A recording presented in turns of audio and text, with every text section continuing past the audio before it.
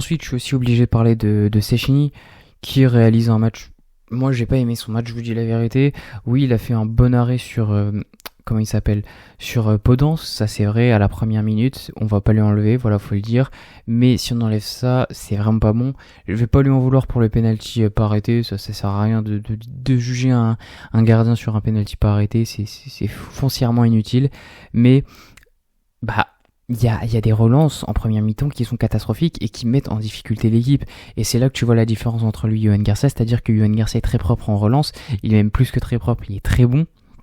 Et quand tu passes de ça à Szczęsny qui galère, hein, disons-le, qui galère au niveau de la relance, à chaque fois ces relances, elles permettent soit à l'Olympiakos de presser très très haut le Barça, soit de directement récupérer la balle parce qu'il dégage au hasard et qu'il n'y a pas de joueur tout simplement et c'est directement pour l'Olympiakos.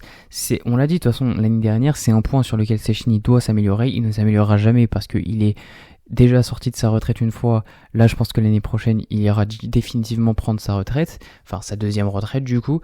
Donc je ne peux pas lui demander forcément, hein, c'est logique, je ne peux pas demander à Szczęsny aujourd'hui de s'améliorer sur sa relance.